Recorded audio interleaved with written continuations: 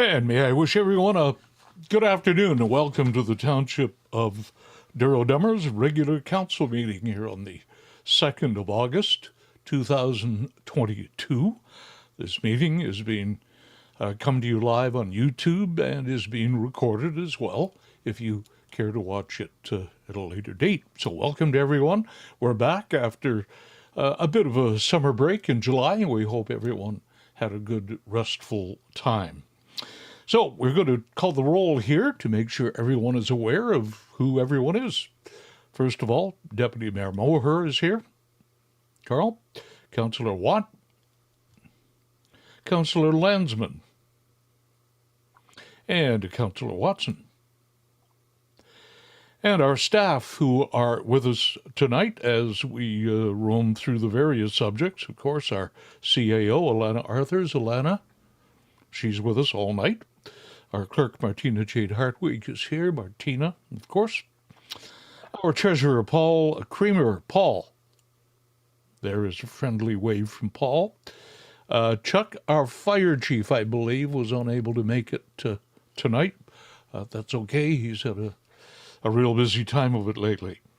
Our manager of public works, Jake Condon. Jake.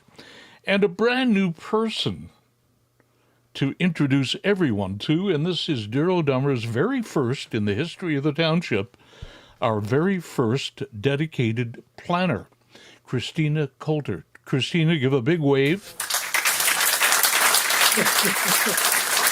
Just a little round of applause to say welcome to the nicest township in the county, just so you know where you are. Okay, with a quorum of council in attendance, I am going to call the meeting to order at exactly 5:02. And we respectfully acknowledge that we're on the treaty and traditional territory of the Mississauga and Anishinaabe, and we offer our gratitude to the First Peoples for their care for and their teachings about our earth and our relations. May we honor those teachings, and may we all pause for just a moment of silent reflection.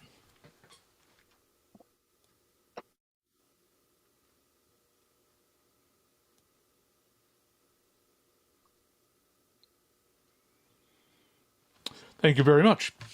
Okay, we have a very busy night, mainly due to the fact we took the month of July off without any meetings, so we're kind of playing catch up, but we'll be as efficient as we can tonight.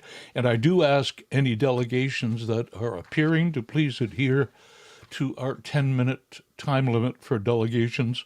We would appreciate that very much. Disclosure of pecuniary interest with any of the matters that we are dealing with tonight? No. Councillor Watson, go ahead, please. Thank you, Your Worship. Through you, I am declaring a pecuniary interest on item number, I've lost 11.4. Yes, thank you. As it's an indirect conflict, as a controlling interest in a company that is in a contract with the requester. Okay, for the record, Councillor Watson will be leaving the meeting under item 11.4. Could I have a motion, please, to adopt the agenda as presented tonight? Tom and Sheila, all in favor? That motion is approved. The adoption of minutes and business arising from minutes from June 21st, the special meeting and the council meeting on the 21st of June. Carl? Move those minutes, and Heather will second it. All in favor? That motion is approved. Okay, one motion, please, for the consent agenda, item 7 in your package. Sheila? And Heather? All in favor? That motion is approved. Thank you very much. Okay, we move ahead to delegations, petitions, presentations, public meetings, and all those good kind of things. And this is item 8.1, Community Safety and Wellbeing Plan. And Chris Kowalik is here. Chris, no stranger to Douro-Dummer and all our townships, and I see Lauren Hunter. Lauren, good to see you. Alana Solomon of North Kawartha, great to see you. Was I under the impression, too, that Chris Galeazza is here? Chris, I can't say how much of a delight it is to have you on the screen. And as we all know or may not know, Chris is our brand new detachment commander of the Ontario Provincial Police. And Chris, I'm delighted, and we officially welcome you. Thank you. Okay, that's all the sucking up I'm going to do to you today. So we're done. Okay, all seriousness aside, Chris, I'll let you go ahead with your presentation. Please do your best to adhere to the 10 minutes, if you would, please. Thank you, Mayor Jones and members of council. Appreciate being here. I'm glad Chris is here as well, because it's a great introduction. As you mentioned, Mayor Jones, this is a group presentation with Alana Solomon, CAO from Township of North Kawartha. We co-chaired the advisory committee for the Community Safety and Wellbeing Plan, along with having Chris here, Chris Galeazza from the OPP, and Lauren Hunter from Arising Collective, the consulting group that worked on the project. We're very pleased to be here today to present the Community Safety and Wellbeing Plan for your consideration. The path to get here was a little bit bumpy and winding, but we firmly believe in the process we undertook and the plan that you have in front of you tonight. Before we get into the presentation, it's important to recognize some of the contributions to this plan, particularly the advisory committee, 33 members representing local leaders of government and organizations, contributed their time well over a year's worth of meetings through the pandemic, and their perseverance through that is appreciated. We had almost 100 agency representatives share their knowledge and experience into this plan, client advisory committees who shared their knowledge, but most importantly, their personal experiences in dealing with some of the issues that are in this plan, police services boards in the city and the county, township councils, rural residents who participated in outreach efforts, and those who completed the online survey through Connect Peterborough also contributed to this plan. I also like to acknowledge their consultants, Arising Collective, their professionalism, flexibility, and adaptability has played a key role in getting us to this point today. Next slide, please. I'll just briefly, our agenda for today, we'll try to keep it 10 minutes, the plan and the provincial framework, our priority areas, the process of engagement, the planning, the plan at a glance, and our next steps. So I'll turn it over to Alana now for her to run the presentation. Thank you, Chris, and thank you, Council. In 2019, the Safer Ontario Act mandated that every municipal council prepare and adopt a community safety and well-being plan. In Peterborough, the city and county, along with the 5 townships of Douro-Dummer, Havelock, Belmont, Methuen, North Kawartha, Selwyn, and Trent Lakes, decided to work collaboratively to develop a joint plan. The purpose of the plan is to identify, align, and focus collaborative actions to build a community in which everyone is safe, included, and part of a community. The goal of the plan is to address community priority risks through proactive integrated strategies that ensure more vulnerable populations receive the right help from the right providers, and to build capacity in the community to alleviate the burden on emergency services. The desired change as a result of the plan is that the community will work together in new ways to address safety and well-being issues through programs and services that are available to all who live, work, and play in the city and the county of Peterborough. No one agency can do this work on their own. No one individual can single-handedly address the systems level change required for true belonging to take hold. It will take a broad ecosystem that includes all levels of government, community organizations, community volunteers, and kind neighbors working together to achieve the goals outlined in this plan. Through the collaborative approach of developing the plan, there has been a sense of re-energized willingness to have hard conversations, align priorities, and to work towards solutions. The process has fostered dialogue about the interconnectedness of issues and has strengthened relationships, all of which are positive secondary outcomes of the process of creating this plan. This has resulted in a deeper appreciation for continuing the work and a stronger understanding of what will be needed to move the needle forward towards positive change. Next slide, please. These plans use a multi-sectoral approach that recognize that police, municipalities, and community organizations cannot address complex social issues at play in the community's safety and well-being on their own. However, in taking a lead in developing the plan, the municipalities can help define and address priority risks through proactive integrated strategies that ensure more vulnerable populations do receive that right help from the right provider. In particular, the framework indicates a focus of the plan on upstream approaches as much as possible, including enhancing social development, prevention, and risk intervention strategies. It also suggests that the success factors for developing and implementing the plan include building on the existing strengths and taking an evidence-based approach in identifying these risks and priorities. I'll pass it over to Lauren. Great. Thanks, Elena, and thanks, Council. So ideally, the plan will serve as a community plan, inspiring collective action towards common priorities. The plan itself is a guide for partners, including municipalities, police, and social service organizations, to embed priorities into their own planning and work collaboratively across sectors. It has been organized into 4 sections. The approach outlines guiding principles and frameworks that inform the plan, the process, the timeline, who was engaged, and the 5 priority areas. Current context tells a little bit about what's happening in our community related to those areas. And then the plan itself outlines each area, why it's important to address, related current challenges, promising practices and collaborations in active action. And then for each priority area, a common outcome, goals, and a set of strategies. And then a bit more information contained in the appendices. Through the extensive process of creating this plan, the need and desire of every person to belong, no matter their life situation, identities, experiences, or beliefs, rang out loud and clear and is therefore central to the plan. For some, there's already a strong sense of belonging in and to their communities, neighborhoods, and to family.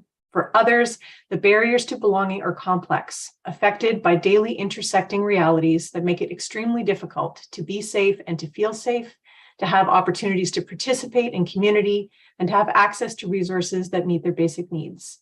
At the heart of the plan is the desire to create the conditions in our communities under which everyone is able to access safe, affordable, and appropriate housing, and to access income, food security, and the health and mental health supports they need to feel safe and well. Based on significant research, data analysis, and community engagement, 5 areas were identified as the most important priorities.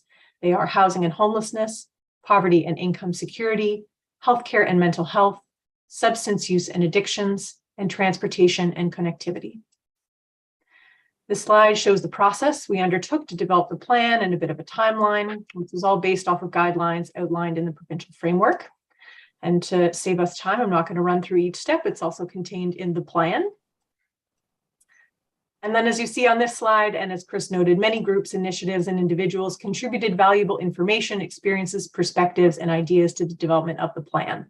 Due to the scope and timeline of the project, there were limitations on the number and types of consultation activities that could be conducted.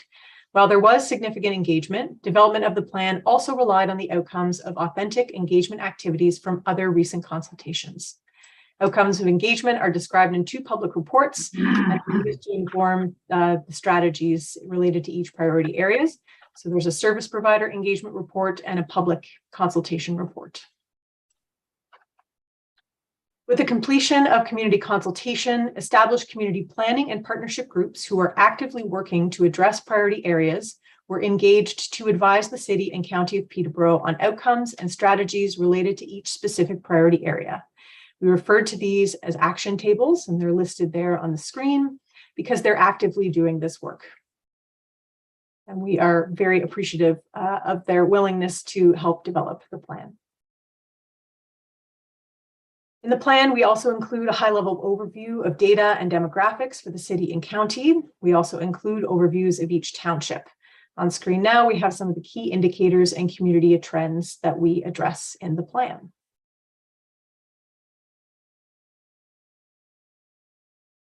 In the plan, we also share some data that speaks to the interconnectedness of safety and well-being. We know that when people are well, they are more able to prevent, reduce, and heal from harms. And when communities are safe, it is easier for people to thrive and belong. On this slide, we've included a couple of relevant pieces of information that we cover more in depth in the plan, and there are many more. While we speak to many challenges we face as a community, there are some positives, such as the fact that Peterborough residents have a slightly higher sense of belonging than provincial and national levels, and many survey respondents would recommend their community as a good place to live. As part of the plan, we also asked about perceptions of crime and looked at the data that is collected by both Peterborough Police Services and the OPP. You'll note that based on the results of the survey, there are perceptions that crime has increased quite significantly in the city, but also in the county. Based on the data, overall, crime has increased in the city since 2018, as have calls to service. And in the county, calls to service have increased, but crime has decreased. This slide shows a bit more of a breakdown of some of the trends in actual crime statistics from 2018 to 2021. And again, they speak to the importance of police being able to address emergency responses and crime. It also demonstrates the need for community investment in prevention and social development to help build capacity of police. And I'll pause here to see if Chris Galeazza would like to speak to any Douro-Dummer specific pieces. Sure, and I will. I'll just quickly give just a higher level statistics to the township. For the violent crime categories of sexual assault, and other crimes against person, stats have remained fairly consistent since 2019. In each of the offense categories, there was a significant decline in 2020.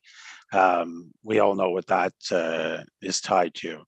On average, there is approximately one offense of assault and other crime against person investigation per month, and a sexual assault investigation every other month.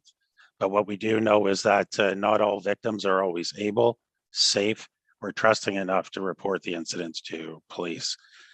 For property crime violations, again, the number of offenses have been fairly consistent. Fraud and mischiefs have dipped significantly this year, while thefts rose in 2020. Break-and enters are also on the increase this year. Although there's been some significant decline in violations, some of our vulnerable persons and populations have fallen victim to these crimes, namely grandparent scams and cryptocurrency frauds. Calls for service involving mental health, where it is the primary reason for police attendance, has also been fairly steady across the last 3.5 years. However, many officers report mental health as a secondary or tertiary reason for police involvement is on the increase. Substance misuse in the township, for which police have been called for or investigated, is proportionate to the township's population. Just shy of 7.5% of the criminal driving offenses that we investigate, that's drug and alcohol, originate in the township. The rate of involvement, police involvement for opioid and non-opioid overdose investigations is a little bit less than some of the other municipalities in the county and city. But I'd also like to put an asterisk beside that last comment, as we're not always called to the location where an overdose occurs. Whether an individual is transported by a friend or naloxone is administered, our numbers do not accurately capture the occurrences. It has to be stated that the drug and opioid crisis is a crisis and knows no specific demographic or population. So, and that's specific to the township. Thanks, Chris. And I know we're close, if not over our time already, so I'm just going to fly through the plan itself here. There are 19 specific goals and 63 detailed strategies that address risk intervention, prevention, and social development. It's important to note that while strategies appear under one priority, many of them are applicable across many or all of the priorities. And so as we go through the plan itself, we've outlined, as I said, an outcome statement, a number of goals, and then the plan itself contains the strategies. So for housing and homelessness, the desired outcome is that all residents can access quality housing that they can afford. And then on the right is a series of goals to meet that outcome. For poverty and income security, the desired outcome is that all residents have equitable access to income security and are valued for their contributions. And then there are 5 goals to help reach this outcome. For healthcare and mental health, the desired outcome is that every resident has access to healthcare and mental health supports. And there are 3 goals to support this outcome. For substance use and addictions, the desired outcome is to reduce harms related to substance use, and there are 3 goals to meet this outcome. And finally, for active transportation and connectivity, the desired outcome is that people are connected to the programs and services that meet their needs, and again, 3 goals to help meet this outcome.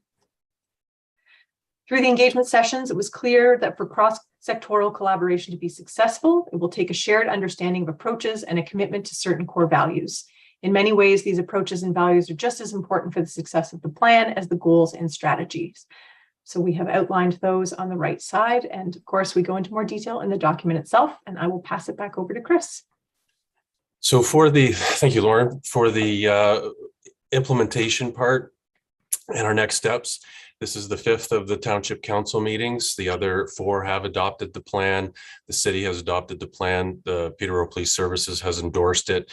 And we're at County Council tomorrow morning with the plan.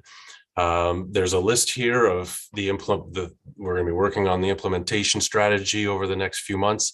And these are some of the issues that we will be considering that are also outlined in the cover report that I provided.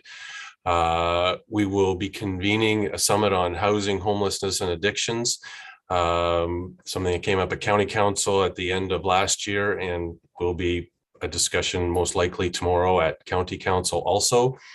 And we'll be working to look at how this plan can support community-based and organizational planning, because the cross-sectoral nature of this is pretty obvious, and that will be one of our challenges moving forward across all the different sectors.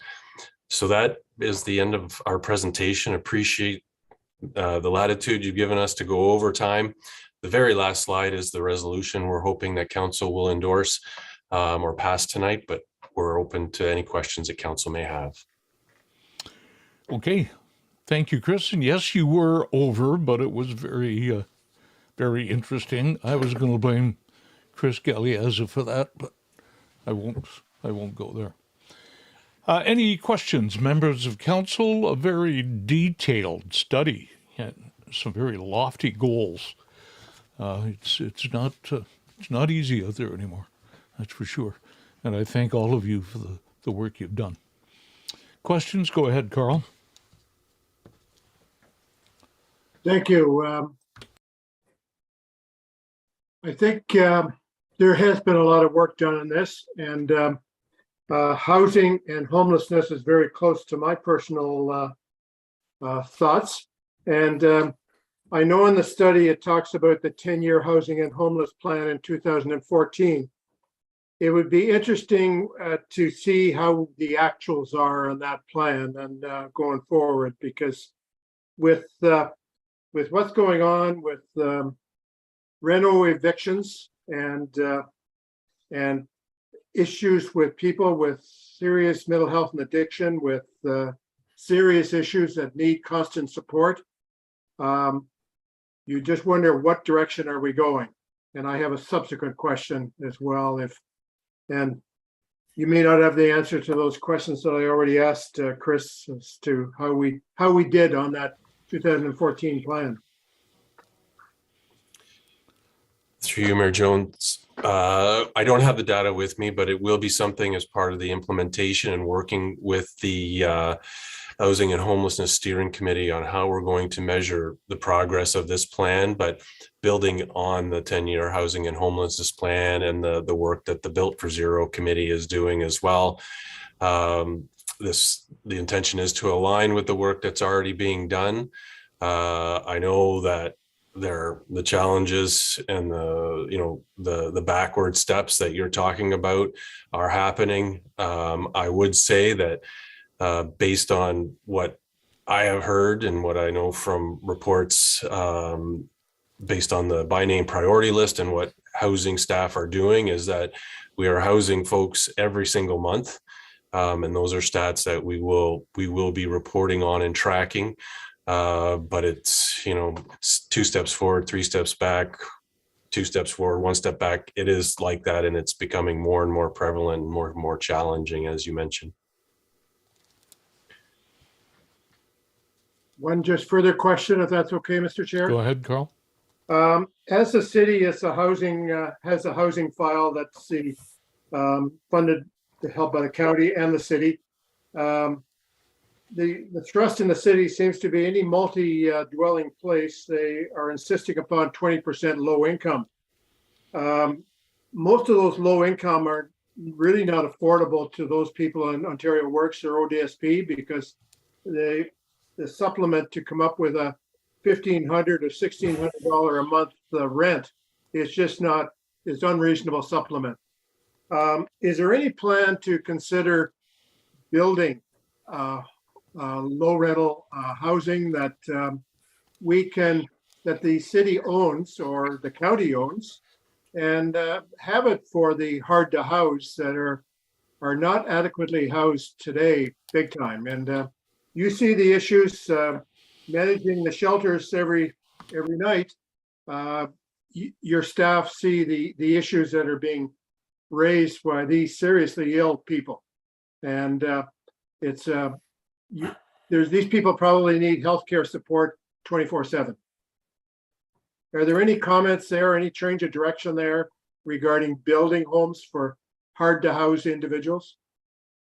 Through you, Mayor Jones, certainly the development of supportive housing and transitional housing as folks are moving through out of the shelter system or out of a highly a state of needing 24/7 support is a big challenge. We are working. I don't have the stats in front of me. I can get them for you. You may want to bring it up at County Council, because the housing manager will be there tomorrow to support the discussion. But building housing, it's certainly on our agenda, but it would be, to my knowledge, through Peterborough Housing Corporation and this restructuring that we're doing with that entity. Thank you, Chris. And one further comment. I know Forecast and CMHA are buying buildings for hard to house and so on, but it would be interesting to see what kind of a timeline that the city would be doing at building their own dwellings, because we are going backwards. Thank you. Okay, thank you, Carl. Go ahead, Sheila. Yes, thank you. Just through you, Your Worship, to everyone involved in the report. That was an excellent report with lofty goals, and I think it bears reading again. It was very interesting. Thank you for that. Okay, I don't see any other hands in the air. Can I see the proposed resolution? Who was pushing the buttons? Was it Chris Galeazza? No. There we go.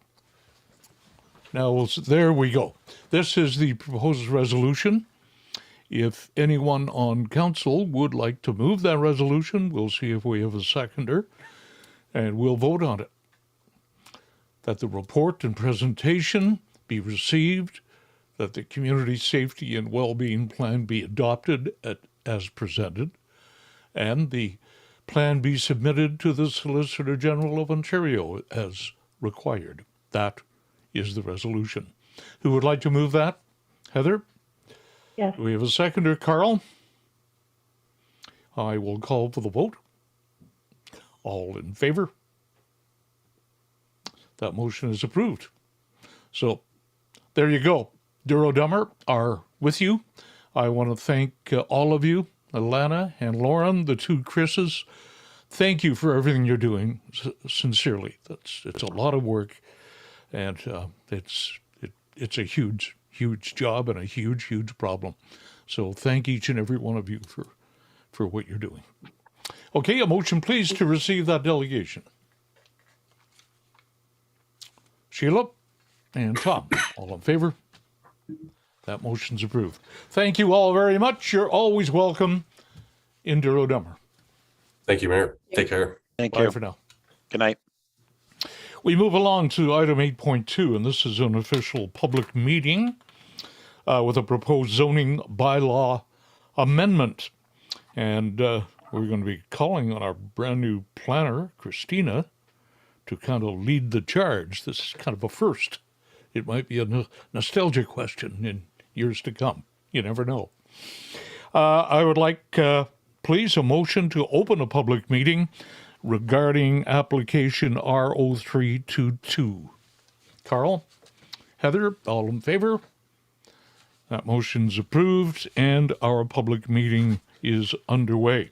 So, Christina, I will turn it to you and ask you to review the file and the comments that we've received. It's all yours. Thank you, Mayor Jones, members of council, staff, and public. This is the public meeting for proposed zoning bylaw amendment file number R-03-22. And council has before them report planning department 2022-01. I believe I see Kathy Smith, the owner of the subject property, present tonight. The owner has applied to amend the existing zoning of a parcel of land located at 895 Water Street, Warsaw, and identified as roll number 1522-020-003-07700. Notice of the public meeting and complete application was given on July 12th, 2022 by first class prepaid mail and email as prescribed under the regulations of the Ontario Planning Act. A notice was also posted on the subject property and on the township website. The subject property is currently zoned the Highway Commercial Zone C2 and the Special District 232 Zone SD 232. The zoning bylaw amendment proposes to replace the portion of the subject lands zoned C2 with the Special District 232 zone and to amend the Special District 232 zone as it applies to the entire property in order to permit the existing building to be used as a single detached dwelling without a commercial component and to recognize the existing yard setbacks, lot area, and lot coverage. As drafted, the bylaw will permit all uses permitted in the hamlet residential zone and recognize a reduced minimum lot area, a reduced minimum front yard, a reduced minimum interior side yard, a reduced minimum water yard, and an increased maximum lot coverage. Any future development of the property must comply with the relevant provisions of the hamlet residential zone and bylaw number 10-1996 as amended. The application appears to be consistent with the provincial policy statement and appears to conform with the growth plan and the official plan. The following written comments have been received. County of Peterborough Public Works, Engineering and Design, no comments or objections to the application. Enbridge Gas, no objections to the application. Otonabee Region Conservation Authority, the application is consistent with provincial policy statement section 3.1 regarding natural hazards. The application is consistent with provincial policy statement sections 2.1 and 2.2 regarding natural heritage and water. The site is regulated by ORCA and permits from their agency will be required prior to any construction, site alteration, or further development. And the subject property is not located within an area that is subject to the policies contained in the source protection plan. Finally, Kawartha Pine Ridge District School Board indicated that they have reviewed the application and have not identified any concerns or issues related to their mandate with the proposed zoning bylaw amendment. So with that, I'll turn it back to you, Mayor Jones, for any questions or comments from the public. Thank you, Christina. Very thorough look at the application. Any questions of clarity by members of council? Okay, see no hands. The applicant, Kathy, good to see you on the screen. Is there anything you'd like to add to what you've heard? No, I don't think so. Goal achieved, I guess. It just can't be used any longer for any kind of business that it was used for before. So there's no point in having it be a commercial property. Okay. A little common sense going on here. Okay, is there anyone else on the Zoom meeting who would like to speak against the application? Okay, I'm seeing no one interested in that. I am going to end the public meeting. And Christina, thank you for that detail. A motion to end the public meeting, please. Carl? Sheila? All in favor? That meeting is done. Now to speed things up, Thank you. With council's approval, so that Kathy doesn't have to wait till midnight tonight to hear the results, I wonder if we could not pass bylaw 2022-35, if that is your wish. Would someone please make a move to pass that bylaw? Tom, seconder, please. Carl, all in favor? Motion is approved. The normal 20-day appeal period applies. That's the normal routine, and I thank everyone for their work. Thank you. Bye-bye. Okay, we are moving right along here. We're being very efficient tonight, I hope. We move to staff reports, which is item number 9. Whoop, our phones are going off with emergency alerts. That's what's happening. Staff reports 9.1. This is a report on the capital projects from July 2022. Are there any questions? None? Motion to receive the report then.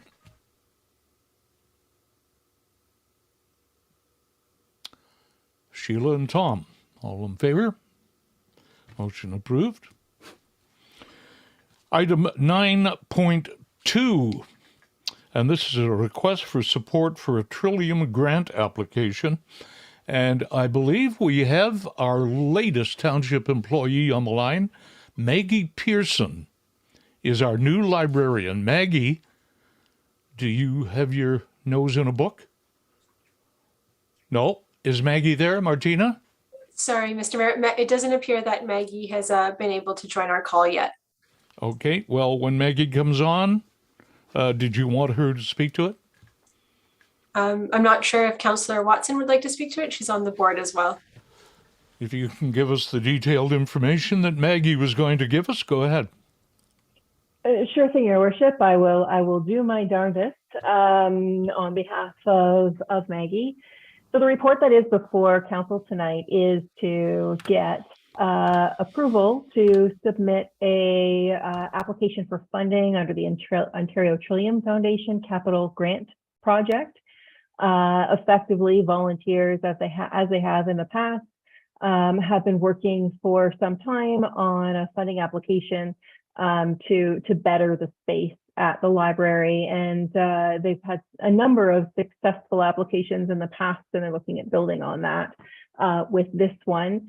The purpose would be to create an outdoor meeting, programming, and play space in the yard itself, to help, the impetus was around, of course, all of the closures and being able to have outdoor space where people can safely gather and physically distance now and into the future. And it is a great spot in and of itself.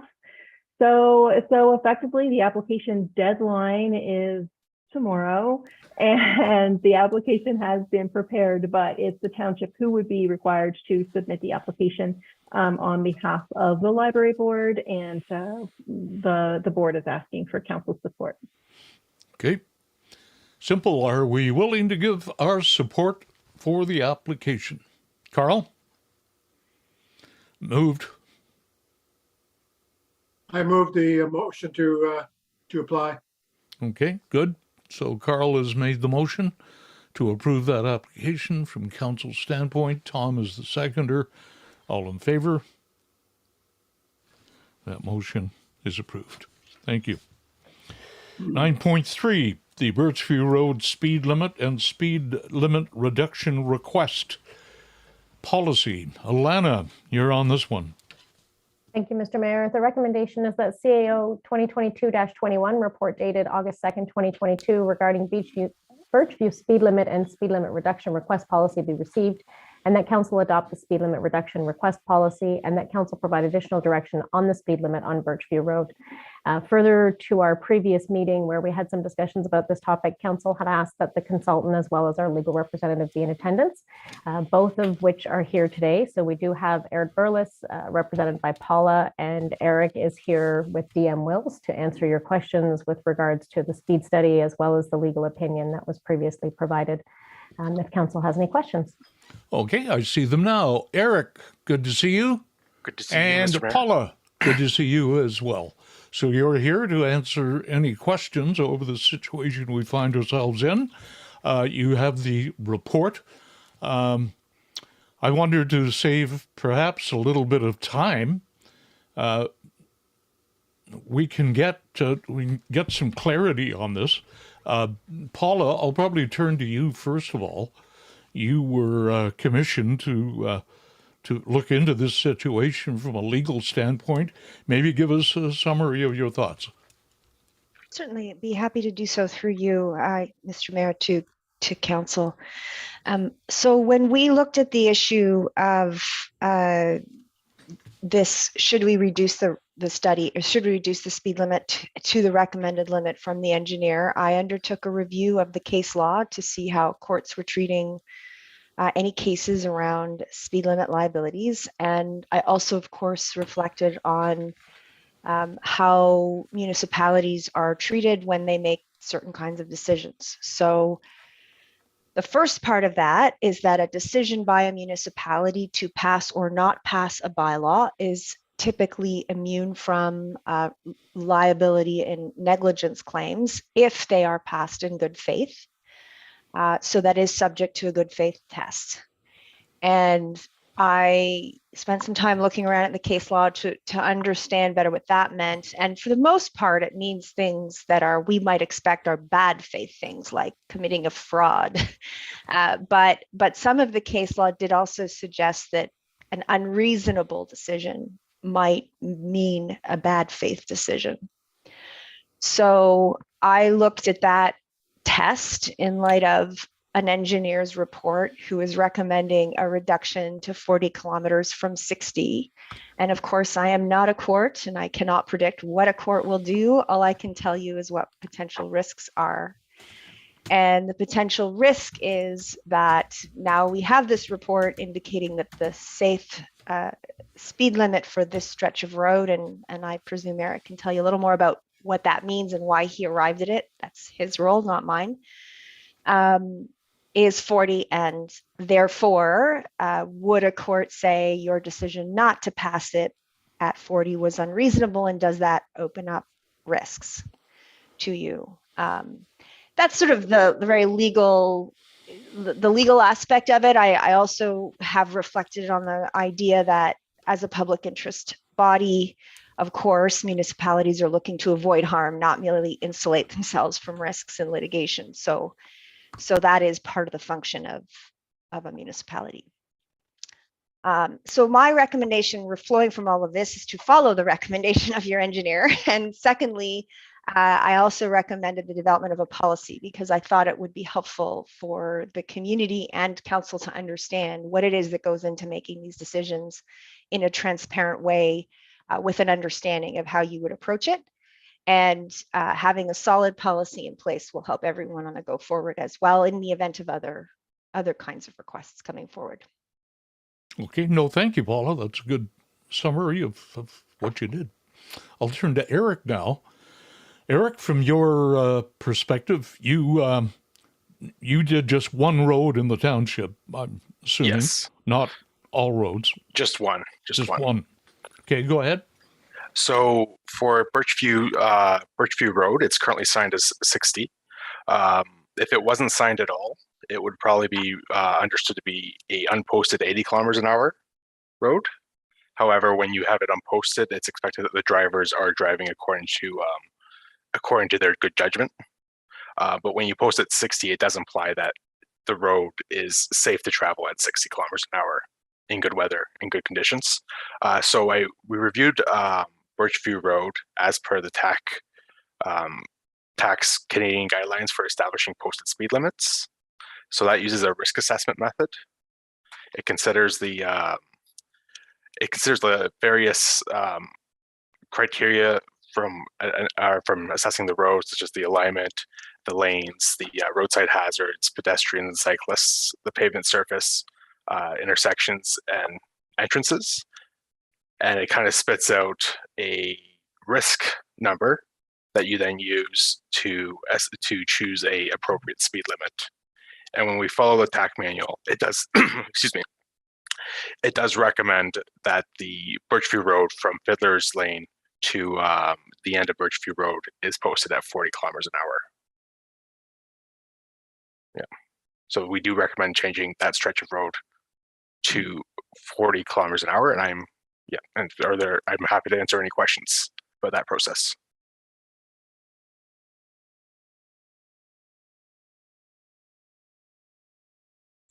Mr. Mayor, I'm sorry, you appear to be muted. Whoops, sorry. Not that that doesn't happen to anyone. Thank you, Eric, for that detail. I just find it really hard to imagine anyone would even consider driving at 40. I went up there not too long ago and drove at 40, and it was almost embarrassing. Holy moly, nobody in this green world is going to drive that slowly. So I hope we have a lot of OPP money available in the budget. Go ahead, Carl. I have two questions, if I could. One is I'd like to ask Mr. St. Pierre if he's driven the 8 kilometers at 40 kilometers an hour from Fiddler's Lane through to McCracken's, and how was his mood when he got to McCracken's? Did he need an ice cream cone at the store in order to survive? Because it's painful. The unfortunate thing about me is I am a slow driver, so I do enjoy those calm country roads. Okay. I drove this road back when we looked at the speed limit, which was over a year ago, specifically paying attention to that. And although I didn't drive at 40 constantly, there were quite a few turns when I was much slower than 40. Well, I guess that's all part of safe driving in any community. You have to have your vehicle under control. My second comment is a question. Our original council motion was to have a road risk assessment completed on Birchview. But when this report came out, it was highlighted that it was a speed study. Yet the problems are many residents use the road as a sidewalk and many times walk 2 or 3 beside each other. Mm-hmm. And also lack of speed enforcement is an issue. The majority of residents are opposed to it. Despite what the report says, your paragraph that I will read says that risk could still be there. And I'll read the paragraph. It's part of your recommendations. Lowering the speed limit does not necessarily result in safer conditions for road users. If the posted limit is routinely violated, it may even increase the risk level by providing the false sense of security to vulnerable users. So I see liability in that as well by even, by lowering it, we're probably going to have the same risk, if not a different type of risk. The second point I want to make, and that is the PSW for our township does not support the reduction for the health and safety of our citizens. In fact, one PSW member has probably got 35 years in road safety management at the Peterborough Police as deputy chief. And he was very much against it because he's suggesting that it'll cause more accidents, people trying to pass. And that was his experience of 35 years managing a police department. I think I take for pretty good recommendations. Based on the above, I cannot support any change of speed limit on Birchview. I would encourage more active enforcement. And as far as the policy that's part of this report, I'd like to receive it for review at a future meeting. I thank you for your comment. I would like to point out that in the recommendations that we've included, we do mention that lowering the speed limit to an arbitrary number does not generally lead to safer conditions for those reasons. To test that, we did look at the current 85th percentile speed on Birchview Road, which came in at 67 kilometers an hour. So 85% of the people traveling at Birchview, according to that specific speed study, were driving under 67 kilometers an hour. Usually, if a posted speed, if that 85th percentile speed is within 10 to 20 kilometers higher than the posted speed, that means the posted speed is probably fairly accurate. If it's less than 10 kilometers higher than the posted speed, that generally indicates that the posted speed is too high. Did that information, Eric, come out of our black cat statistics? Is that where it came? Yes, that's where I took that 67 kilometer an hour speed, or 85th percentile speed. No, thank you for that, Eric. Go ahead, Tom. Yeah. Sure. Thank you. Through you, Mr. Mayor. I have to agree with Carl on this. That there's many instances, stuff like that. I've driven that road since I got my license, and I won't say how many years ago that was, but it was a number. I've driven it motorcycles. I've driven it on cars, trucks, delivery trucks, all that stuff. 60 to me doesn't. It isn't out of the way, to be quite honest with you. And I know there's pedestrians on there walking, but they have to be as conscious to the traffic as what the driver of the vehicle does, and bicycles and so on and so forth. I really do feel that the liability goes both ways. I did read that 2-3 times about, that it may not make it safer. I can't get that out of my mind. Dropping it to 40 may not make it safer. So that to me gives us a liability the other way. And I totally have to agree with Deputy Mayor Moher that I couldn't support changing it from the 60 back to the 40. I would like to see more presence of enforcement on it and monitor the situation over the next while and see. And as Deputy Mayor Moher says, we'll just receive the policy and review it as necessary. Thank you. Sheila, go ahead.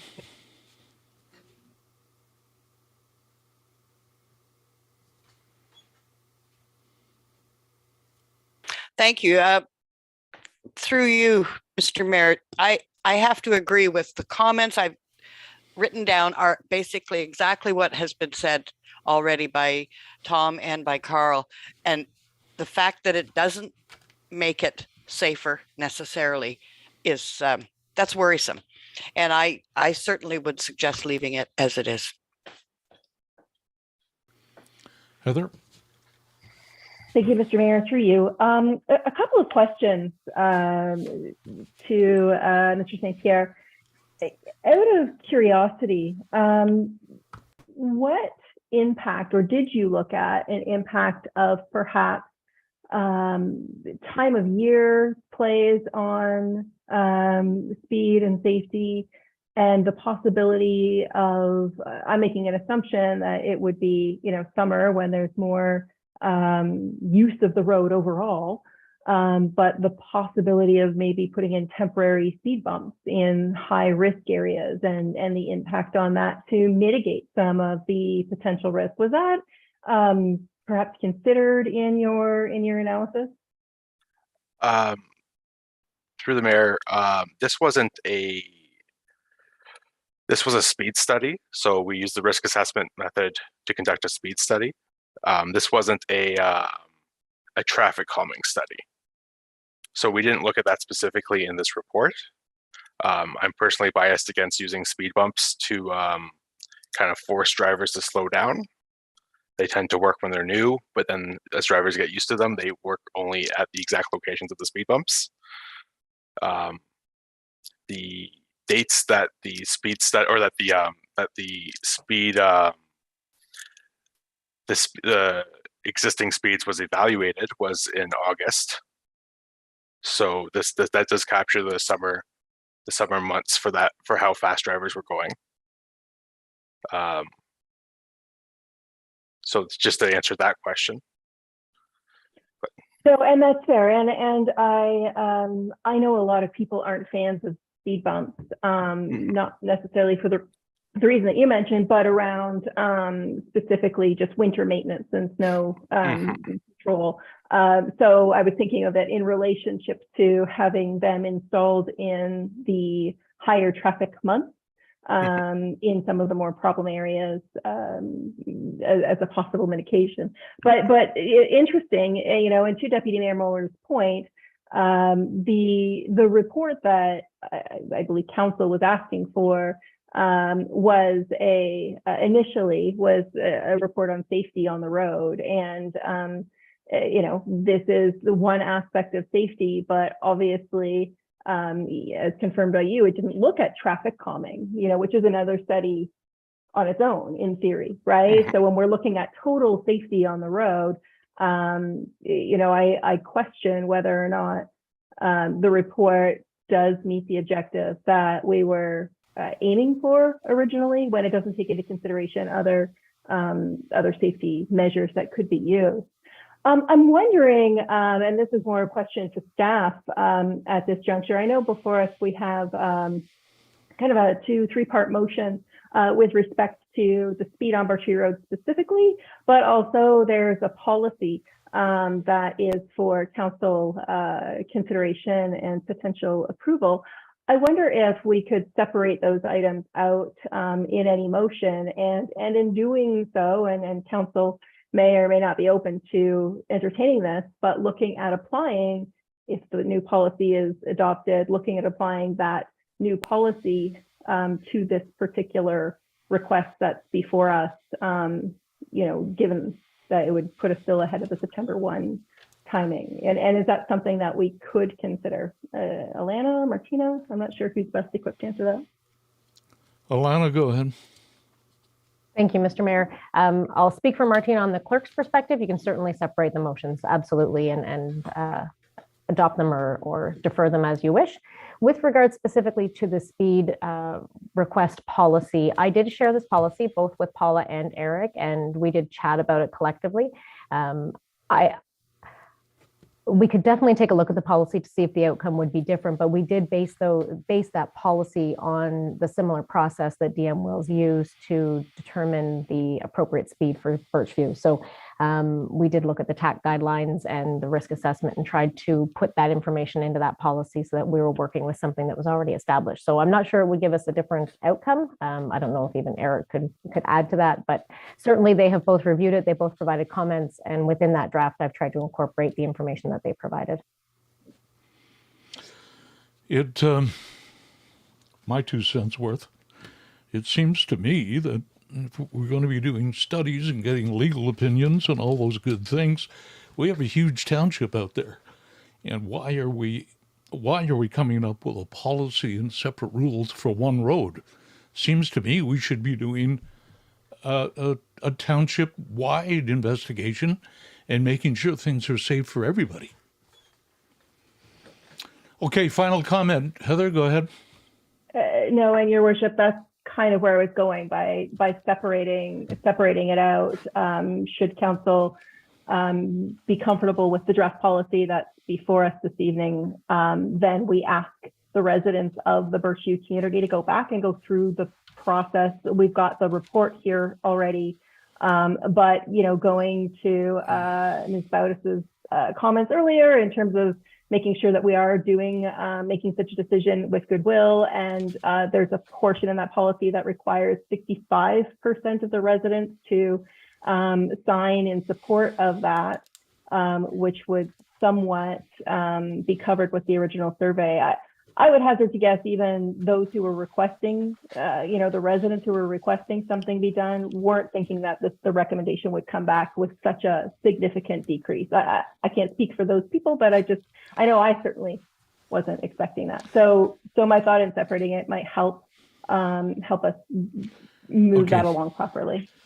We need to move forward, Alana, and then I'll ask for a motion. Carl's got his hand up. Go ahead.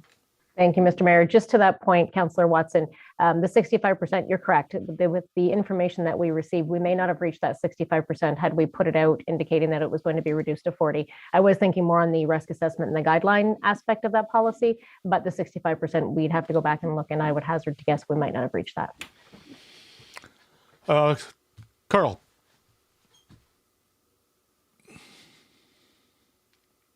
Mr. Chair, I have a motion. Go ahead, please. Based on all of the information provided, I move to not change the speed limit on Birchview from Fiddler's Lane to McCracken's Landing Road. And further, that we move to encourage more active speed enforcement on the road. Is anyone willing to second that motion? Tom? Okay. Now, Eric and Paula, please, in no way are we trying to downplay your involvement. You're doing your job. We got it, and we get it, and you've done a great job at looking into this for us. And ultimately, it's a council decision that I guess we're about to make. But please don't feel that we're turning our back on your credibility and your knowledge. Just so you know how nice we are. That's all. Okay, that motion is on the floor. I'm going to call for the vote. Everybody ready? All in favor? That motion is approved. Okay, thank you very much, Eric. Thank you very much for being with us and doing your job. Thank you. Thank you for having me. Bye. Okay, item 9.4. Jake. Martina, there's a question. Oh, sorry, Martina. Go ahead. Sorry, Mr. Mayor, could you just confirm who seconded that motion for my notes? I did. Tom did. Yep. Thank you very much. 9.4, the purchase of a 4x4 pickup truck. Jake, go ahead. Thank you, through you, Mr. Mayor. The recommendation before you is that the Public Works 2020-17 report dated August 2nd, 2022, regarding the purchase of a plow truck be received and the council award the tender to J.J. Stewart Motors Limited, with the cost to the township being $90,958.18. Council had previously approved at the June 21st council meeting the purchase of a new truck to be used by the Public Works Department for additional snow plowing of various municipal properties. This truck will also be used by the Parks Department for their park maintenance in the off season. Staff had distributed an RFP which closed Friday, July 22nd. Upon tender opening, one bid was received from J.J. Stewart Motors. The truck in question was used as a demo sort of vehicle clearing snow from their lots. This will not affect the warranty. It will be considered new and put in service on the date of delivery. So the approved budget for this purchase was $100,000. It is within the budget. That is the report. That is the request. Who would like to comment or make the motion, please, for approval? Sheila? Seconder? Tom? Discussion on the motion? All in favor? That motion's approved. Jake, there you go. When do you get it, Jake? When do you pick it up? Well, the dealership said we could have it tomorrow, but we have to get the snowplow and sander installed on it, so it'll be a few weeks out. Okay. Okay, well, we got Jake on there, 9.5, notice of an increase in the fee for Freon recovery. Thank you. So the recommendation before you is that the Public Works 2020-18 report dated August 2nd, 2022, regarding an increase in fee for Freon recovery from the service provider, Fentech Sales and Service be received, and that council approved the increase in appliances containing Freon surcharge from $15 to $18 per unit, effective August 3rd, 2022, and that staff be directed to include this increase in the next update to the user fees and charges bylaw. So it's pretty straightforward. Due to rising costs, the contractor's service provider for Freon recovery from the appliances brought to the transfer station has increased their fee from $15 to $18. Therefore, the fee for disposal of appliances containing Freon should be increased to offset our costs from the increase from the service provider. Gotcha. There will be no financial impact at this time. The increase in the fee will take effect on August 3rd, 2022, pending council's approval, and will be reflected in the next update to the user fees, charges, and bylaw. Thank you, Jake. We're going to be hearing that phrase a lot, I think. Increase in fees seems to be in every walk of life. I guess we're just receiving that. There's not a lot we can do about it. That's for sure. Martina, is that the quest to receive the report? Through you, Mr. Mayor, we would need to receive and approve Jake's recommended motion. Receive and approve. Motion, please. Sheila? Seconder to that? Tom, all in favor? That is approved. 9.6 is a request to the County of Peterborough about the intersection of County Road 4 and 6. Jake? Thank you. Through you, Mr. Mayor, that the recommendation before you is the Public Works 2022-15 report dated August 2nd, 2022 regarding requests to Peterborough County to assess the safety concerns on county roads be received, and that due to the high volume of traffic and associated high numbers of collisions at the intersection of County Road 4 and County Road 6, the Township of Douro-Dummer requests the county to investigate possible measures for additional road safety devices and or signage in an effort to decrease the possibility of collision. Yeah. This intersection has been identified as an intersection that has been subject to a number of collisions and near misses over the years. The visibility, particularly for those to the west, looking to the west of the intersection, and those traveling east, coming up to the intersection, is very limited and has caused some accidents in the past. Staff had conversations with Peterborough County regarding this particular intersection, and it's not scheduled for any modifications in the near future. Township staff are recommending that council request an investigation be conducted by the County of Peterborough to determine if there's any further safety measures that can be taken in order to decrease the number of possible collisions at the intersection. There would be no financial impact to the township at this time for this request. We need a very forceful, very clear motion to the county too, may I suggest. Thanks for that, Jake. Carl, go ahead. This intersection, thanks for the report, Jake.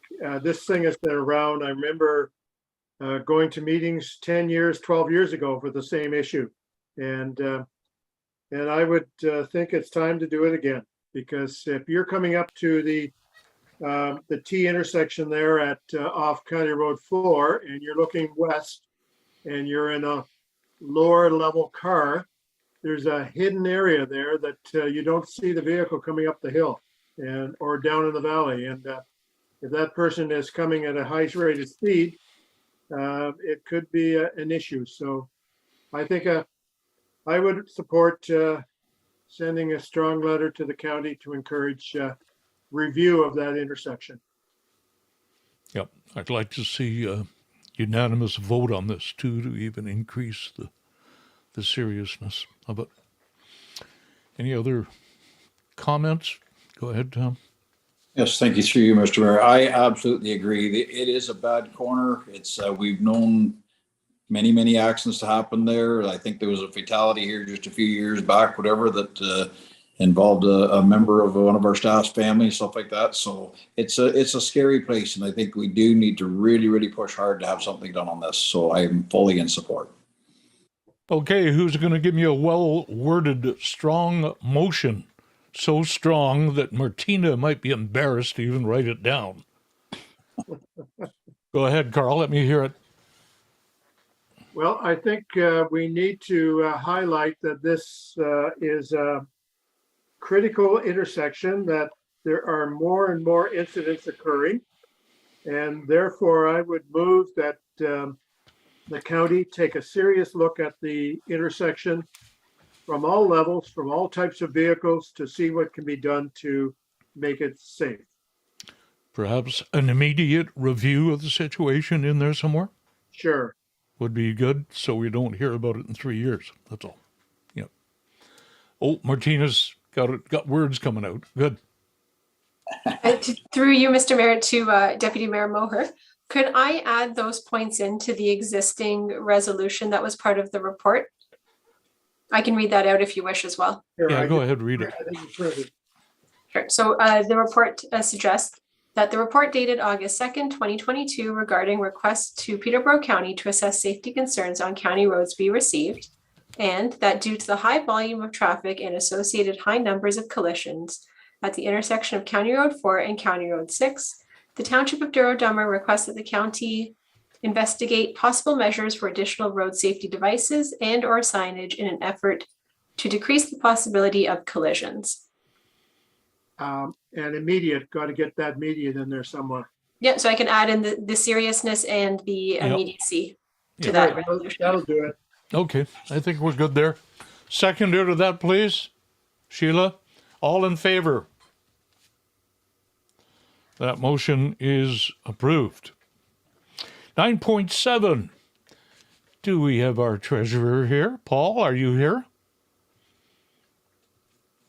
I am just getting unmuted. There you go. It's not that you wouldn't mute yourself. This is the second quarter financial report, so I'll let you have a quick review, Paul. Through your worship. There is a second quarter financial report in front of you for your information.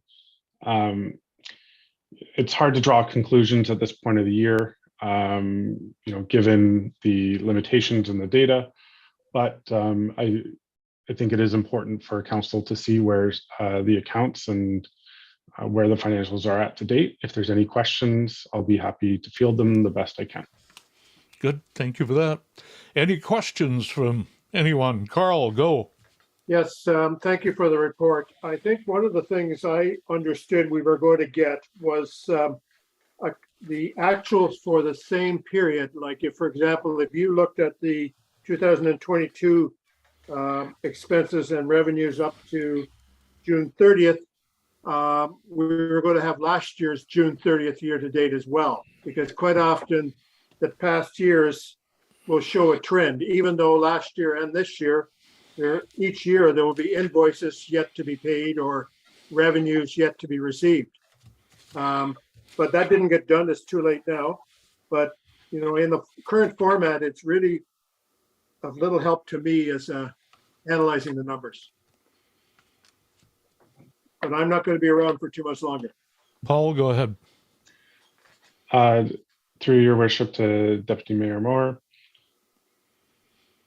We actually just had training I did on one of the tools that was used in the past that Darlene would use, the permanent treasurer, and she was the only one who really knew it, and so I now have training on that tool that she used to generate some reports, and through that tool I can generate those numbers that you're requesting in terms of comparing where financials were at last year at the same time to where they're at this year. I wouldn't have been able to do that using the method that I'm using to create this report. Okay. So I did just receive training on that last week and should hopefully be able to implement those new skills going forward. Right. The only other challenge with that might be we have changed a little bit how and when we record our expenses and our invoices in the general ledger. It's not how I would have chose to do things in the past, but it's just how they were historically done for the past few years. They were recorded at payment date, not invoice date, whereas they should be recorded, in my professional opinion, as of the invoice date. Okay. And then we track payment date separately. So there might be, to compare year over year at the same point in time, there may be some discrepancies based on the change in that method of recording the dates. But going forward for third quarter, I'm happy to receive any other comments about how you want to see the information. I will use that new tool to get that that comparison, but there will be that caveat on the data. Good. Well, it's good. Just gives you a range. That's and not exact science. I think it's a fine line between, I think in the past I brought a very similar report, and I think there was a comment made that it was nice that there wasn't the 20 pages of every single account. So I probably feel like there's some numbers that you want to look at and see a little bit more information, but then it can be overwhelming to receive too much. So it's that balancing act of giving you the right amount of information. I'm happy. Thank you.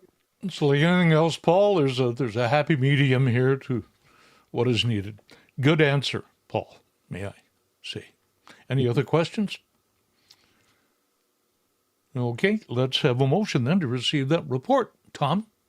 Yes, I'll make the motion to receive the report with thanks. Paul, you're doing a fantastic job for us. We really appreciate it. Seconder, please.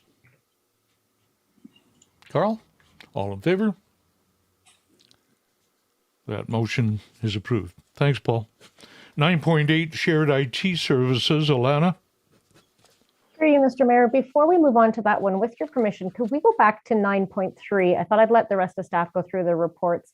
I know Deputy Mayor had mentioned the policy, and I know Councillor Watt and I think Councillor Watson had their hands up. I don't know if they were looking to second the motion, but there was no motion in the end with regards to the policy. So I'm just wondering whether Council wants that to come back. Do you want to defer it? Do you want to make a decision on it tonight, just so we don't lose track of it? Well, we got to defer it at least. We don't want to lose it. Come to a future meeting, I assume, is what we meant. Tom? Yes, would it be prudent, and I'll make this a motion if it is, to defer the policy for the moment, but make some tweaks to it to encompass the complete township, not just one specific road? Okay, second to that. Is that okay, Alana? Absolutely. The policy essentially is to address any request that comes in. So it would be all township wide. Yeah. Perfect. Seconder? Sheila? All in favor? Motion approved. Thank you. Okay. After you interrupted me, Alana, I'll try to find my proper space here. Shared IT Services, you go ahead. Thank you. Now, after I interrupted you, I need to find the report. Mm-hmm.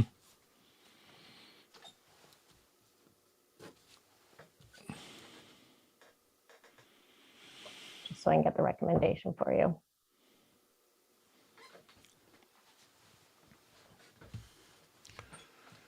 Should we get IT in there to help you? No? If it was faster. Okay. That CAO 2022-19 report dated August 2nd, 2022 regarding shared IT services be received, and that council direct staff to join with the Township of Asheville Norwood to secure a contract for IT services for the township. I have come to council before with regards to our challenges with our IT services. I think we just need something that's a little more dedicated to our needs here. There are a number of programs that I think we need updated or we need to have revisited in working with the finance department and looking at some of our current systems and what we have in place, as well as our phone systems. Just in general, I think we need some more dedicated attention to our IT and the hardware and software that we have in place. In speaking with Asheville Norwood, they're very much in the same position. So we've chatted back and forth. We've looked at a job description and what we might want to bring forward.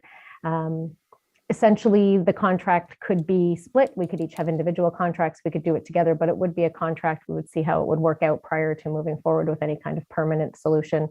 So at this point, I'm just looking for direction to continue to explore that. The cost impact should be relatively comparable to what we have currently with our IT provider, our service provider. That would be the objective anyway. And outside of that, we would certainly come back to council if that changed. Yep, sounds like a real good approach. Is there anyone like to ask a question or make a motion about that?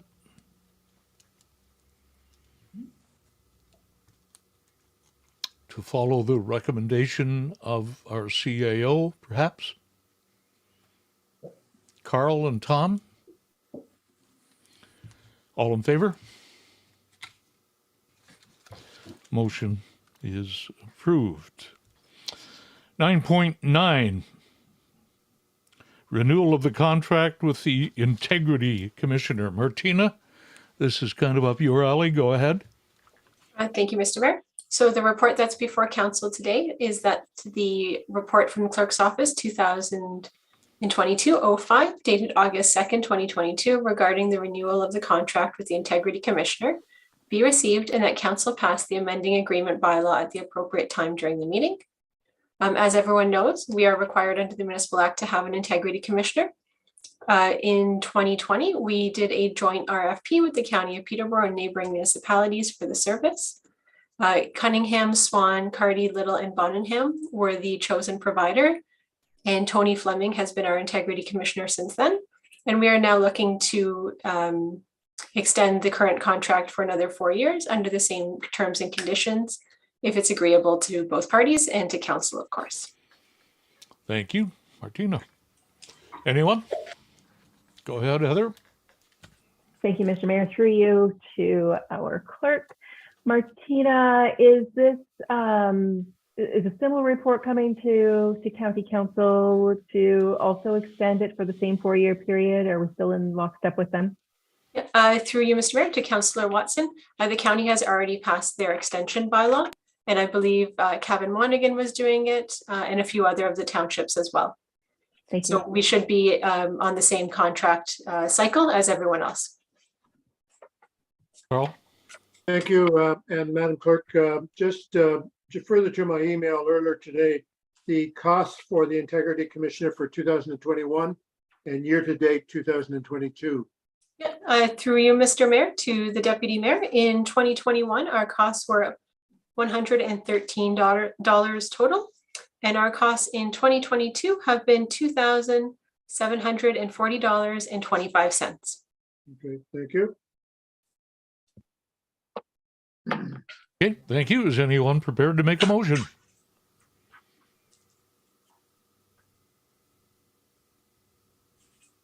Sheila, go ahead. I just would make a motion to follow the recommendation that is laid out in the report. Carl, you'll second that? Yep. All in favor? Motion is approved. Item 910, terms of reference for the short-term rental advisory committee. Martina. Thank you. So at the meeting held on June 21st, 2022, Council had requested that staff prepare a terms of reference for a short-term rental committee. The report that's before you contains that terms of reference. And so we are here to have Council review that, and then to also allow us to begin the process to recruit members to this committee. Those members would then come back to Council for appointment by bylaw. I'm happy to answer any questions or take any comments. Good, thank you. Questions or comments about that?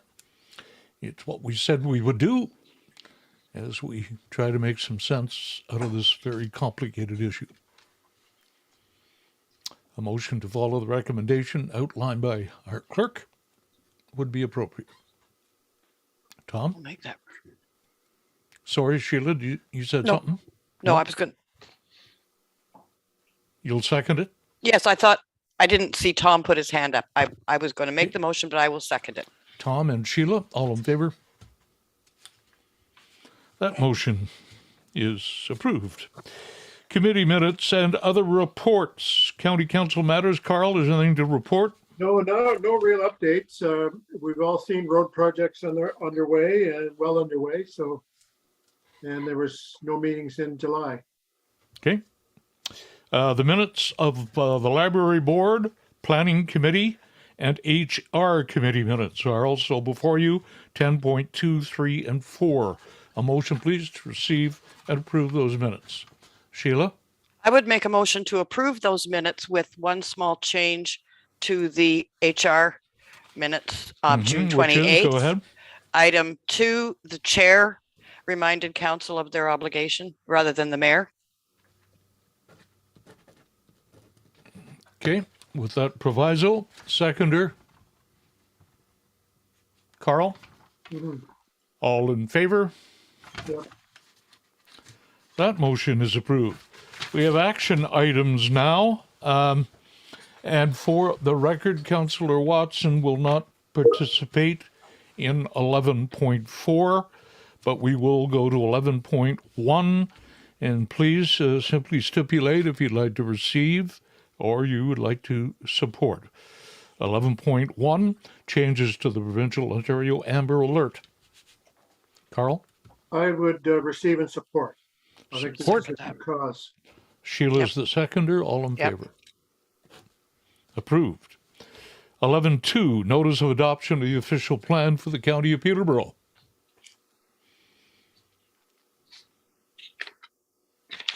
Carl? Move to receive with thanks with primarily Martina. Thank you. Yeah, you did a lot on that, Martina. Thank you. Seconder? A seconder Are to we that? not going to second it? Nobody will second it then? Oh, Tom will. All in favor? Yep. My goodness. Sorry. 11.3, request for release of federal and provincial documents related to the former Mohawk Institute Residential School. Sheila? Move to receive. Receive. Seconder to that, please. Carl? Yep. All in favor? That is approved. And Councillor Watson will now be leaving the meeting. Madam Clerk, are we okay? Mr. Mayor, Councillor Watson has left the meeting. Okay, 11.4, Peterborough and Kawartha Chamber of Commerce Business Excellence, requesting Douro-Dummer be a sponsor for the Business Excellence Awards. Carl? A question first, Martina or Ilana, might you know, is that because they've merged together, is the cost still the same as the past years? Martina? Through you, Mr. Mayor, to Deputy Mayor Moher, yet the cost is the same that we had paid in previous years when we've sponsored this event. And it's been, how much is that? Is it $200 or $300? It's $500. 500.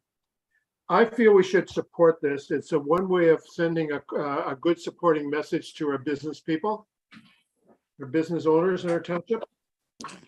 You're moving to support? Receive and support. Tom? I will second that, receive, support, and send the donation, whatever, however you want to class that, $500. All in favor? That motion is approved. Okay, please let us know when Councillor Watson is back in the room. Councillor Watson has just rejoined the conversation. 11.5, removal of municipal councillors under prescribed circumstances. This is a resolution from the City of Owen Sound. What is your preference? Move to receive or support? Sheila?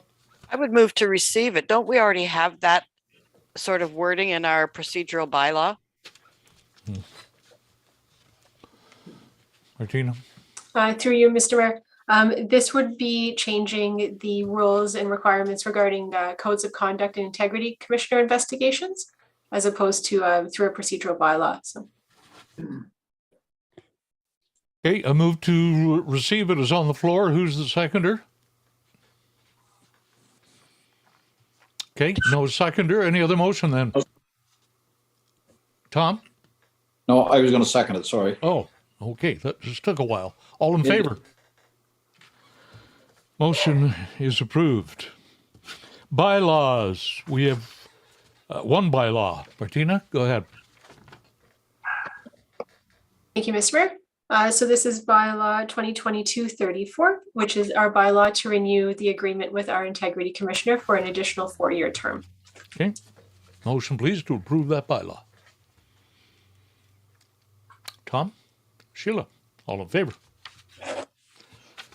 Motion is approved. Accounts, May 28th to July 13th. Paul is here. If you have any questions at all, Paul will attempt to answer. Anybody? Carl? Yes, on page 373, it looks like we had a stolen generator. Was that the one that was the chain was cut up at the fire station up on County Road 38? Through your worship to Deputy Mayor Moore, yes, that is correct. That's my understanding of it anyways, in discussions with the fire chief. Okay, and there was one other, page 375, line 10, City of Peterborough, water booms, a boat incident. I'm just curious about the story. I can't speak to the story fully, but there were booms used to contain a fuel and oil spill for a sunken boat call. Okay, Now, just to clarify, this is a cost that we have billed to the insurance company. right. And we would have got the assistance from the City of Peterborough. Yeah. Okay, thank you. That's all I need. Okay, thank you. And Martina, we did have a motion for the bylaw with the Kathy Smith application, right? I believe it was done right after the public meeting, That's but right. I, Yeah. Just to confirm, Yes, we yes. did indeed pass that bylaw. Yep. Okay, thank you for that. Motion for the accounts then. Alana, did you have your hand up? Did you want to make a motion? No? Okay. Who would like to make a motion for the accounts? Carl? Tom, all in favor? Motion is approved. Any notices of motion anyone has prepared for the meeting? Nope. Community announcements? We have no closed session. We've done that. And confirming bylaw 2236. Sheila? Carl? All in favor? Thank you. And next meeting, Committee of the Whole, August 8th, Planning Committee, August 19, and regular council meeting, the next one will be here, is September the 6th. So thanks, everybody. Can I have a motion to adjourn?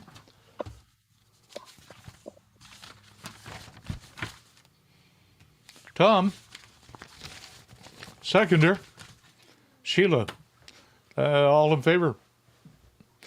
That motion is approved. That's it. Thank you all very much. Hope everyone continues to enjoy their summer. We'll see you back here the first Tuesday in September. So we'll see you in September. That's an old song, but I won't play it for you. Everybody stay safe Thank you. and have a good summer.